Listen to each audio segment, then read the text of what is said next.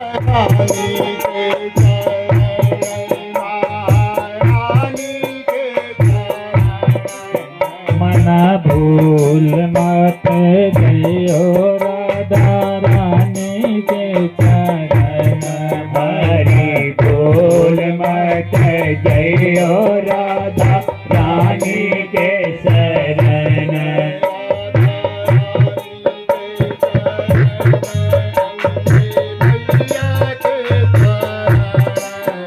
राधा रानी के शरण मैया के शरण मन भूल मत जइयो राधा रानी के शरण हरि भूल मत जइयो राधा रानी के शरण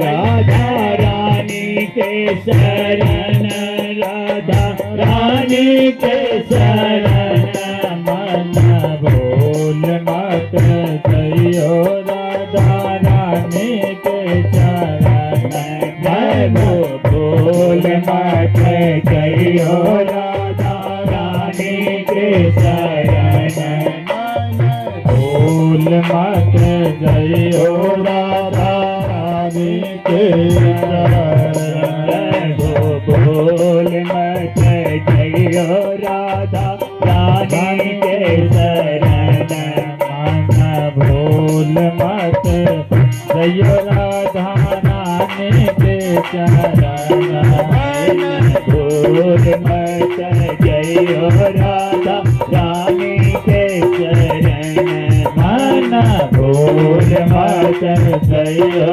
राधा रानी के शरण बोले कृष्ण कन्हैया लाल की जय हो श्रीमद् भागवत महापुराण की जय हो सज्जनों,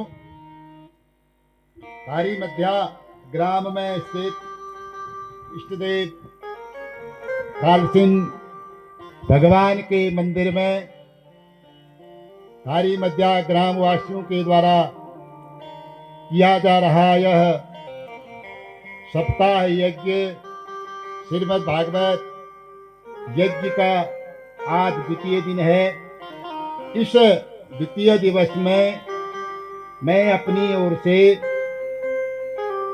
यहाँ पर उपस्थित सभी लोगों का भगवान इष्टदेव काल सिंह भगवान के मंदिर के इस प्रांगण में मैं सबका हार्दिक अभिनंदन और स्वागत करता हूँ। सज्जनों, देखिए, हम कह रहे हैं कि मन भूल मत जाइयो राधा रानी के चरण, यानी कि हम सबसे पहले आपने पूजा कर रहे थे। आप यदि ध्यान लगाया होगा तो हम अंग पूजा जब कर रहे थे तो सबसे पहले हमने ओम गोविंदाय नमः पादो पूज्यामि, पहले पैरों का पूजन किया था, फिर जंगे पूज्यामि गुल्फो पूज्यामि करते ना। तो सबसे पहले हम अब यहाँ पर हम बोल रहे हैं कि भैया मेरा मन जो है तेरे चरणों को मत भूले। इसका कारण ये है, देखिए,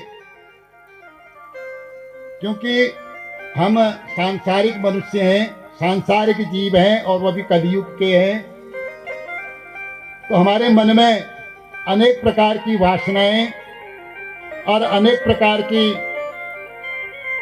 भावनाएं, जैसे माया है, लोभ है, मोह है आदि विकार हमारे हृदय में स्थित रहते हैं।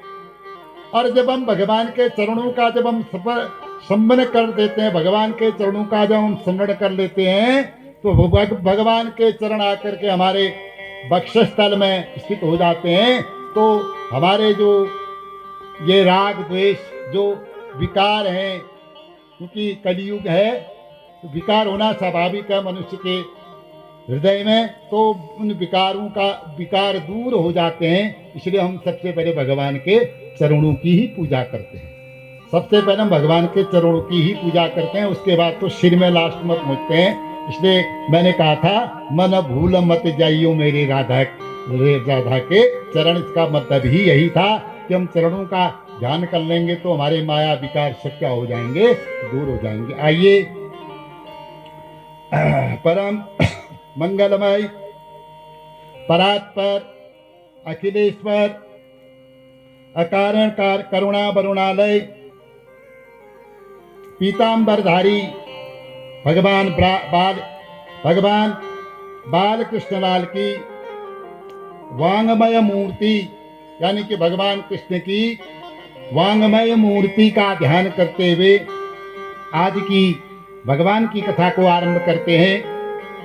सज्जनों, मैं रोज कल भी मैंने कहा था कि भागवत में कहा है भागोदयेन बहुजन्म समर्जितेन सत्संगमं पुरुषो लभते यदावे अज्ञान हेतु कृतमोहमदान्धकारं नासं विदाय हि तदो उदयते अविवेकः। यानी कि एक जन्मों का नहीं, अनेक जन्मों के पुण्य फल जब उदय होते हैं तब भगवान की कथा सुनने में आती है और तब भगवान की कथा को सुनने में मन लगता है।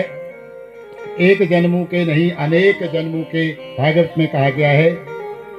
देखिए महाराज, भागवत को, श्रीमद् भागवत को कभी मनोरंजन की दृष्टि से नहीं सुनना चाहिए।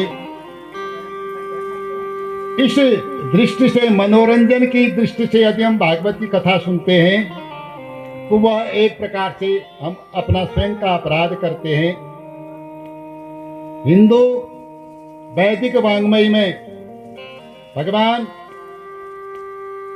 श्री कृष्ण का ये श्रीमद् भागवत वाङ्मय जो स्वरूप है यही सर्वोत्तम ग्रंथ है। और कथा सुनने से पहले हमें भगवान से प्रार्थना करनी चाहिए कि हे गोविंद, हे कृष्ण, तेरी चरणों में मेरी प्रीत हो जाए, तेरी चरणों में मेरा मन लग जाए, तेरी कथा में मेरा मन लग जाए। बस यही, तभी भागवत की कथा भी प्रभावित होती है और तभी जो है भगवान भाव के भूखे होते हैं। भगवान को कुछ नहीं किए, क्योंकि जो सबको देता है उसको कौन दे सकता है। तो भगवान की भावना, भगवान के लिए भाव का ही भगवान भूखे होते हैं। तो भाव ही, ये भाव लेकर के भगवान की कथा को सुनना चाहिए। देखो, कहा है भागवत में, कहा है सच्चिदानंद रूपाय विष्णुपत्यादि हेतवे तापत्र्य कृष्णाय तापत्र्य विनाशाय श्री कृष्णाय वयं नमः। भगवान क्या है? सत, चित और आनंद। भगवान श्री कृष्ण क्या है? सत, चित और आनंद स्वरूप हैं। विश्व उत्पत्त्यादि हेतवे, भगवान विश्व का पालन भी करते हैं, विश्व की उत्पत्ति करते हैं और विश्व का संहार भी करते हैं। ऐसे तापत्र्य विनाशाय, 3 प्रकार के जो कष्ट हैं, ऐसे कष्ट का नाश करने के लिए श्री कृष्णाय वयं नुमः, हम श्री कृष्ण को क्या करते हैं? बार बार प्रणाम करते हैं। सज्जनों, आइए, सच्चिदानंद क्या है? भगवान कृष्ण को सच्चिदानंद क्यों कहा? ये क्या है? सत का मतलब है जो पहले भी सत्य था, मध्य में भी सत्य है और अंत में भी सत्य रहेगा। सत का मतलब है सत्य, पहले जो सत्य था, अभी जो सत्य है और अंत में जो सत्य रहेगा वह है सत्य। दूसरा कहते हैं चित। चित माने होता है प्रकाश। भगवान को प्रकाश की आवश्यकता नहीं होती है। जैसे हम रात में पुस्तक पढ़ते हैं तो हमें किसकी आवश्यकता होती है? प्रकाश की आवश्यकता होती है। प्रकाश की आवश्यकता के अनुसार ही हम पुस्तक पढ़ पाते हैं। तो भगवान स्वयं चित्तमय हैं, अर्थात स्वयं प्रकाशित हैं, जिनको प्रकाश की आवश्यकता नहीं है। और कहा आनंद, तीसरी बात का सत चित और आनंद। समझ रहे होंगे मेरी व्याख्या।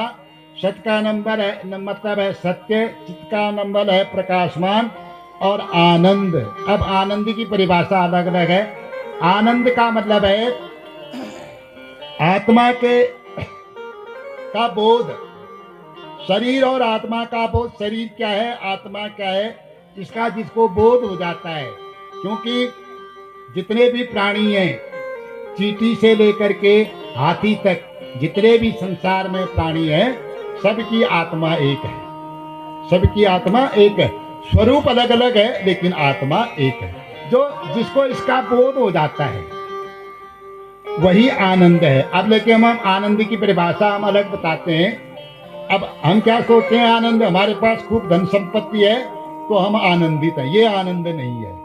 खूब हमारे पास गाड़ियां चल रही हैं, मकान चल रहा है खूब बढ़िया सा, ये आनंद नहीं है। सज्जनों, आनंद वही है, अपने आत्मा का ज्ञान होना, वही आनंद है।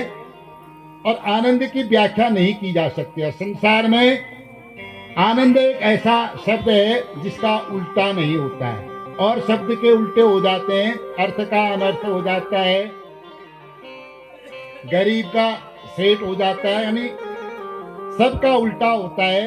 आनंद एक ऐसा शब्द है जिसका कोई उल्टा नहीं होता है। अब आनंद की परिभाषा क्या है।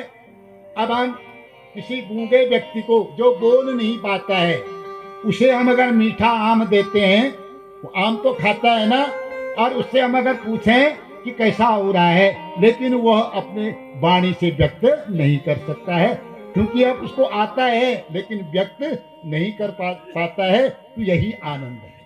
आनंद का बोध ही आनंद है, आत्मा का बोध ही आनंद है। अब मैं सरल भाषा में अगर बोलूं, आज की भाषा में अगर मैं बोलूं, भगवान की कथा में अगर मन लग जाता है तो वही आनंद है। सत्संग में मन लग जाता है तो वही आनंद है। अब देखो क्या कहा इन्होंने, सच्चिदानंद रूपाय विश्वोत्पत्त्यादि हेतवे तापत्रय विनाशाय श्री कृष्णाय वयं नमः। सत चित और आनंद। अब कहते हैं तापत्रय विनाशाय। भगवान तीन प्रकार के जो कष्ट है मनुष्य को, उसको जो नाश कर देता है, वही भगवान श्री कृष्ण है, और उसी को मैं प्रणाम करता हूँ। कहा गया है, दैहिक दैविक भौतिक तापा राम राज्य काहू नहीं व्यापा।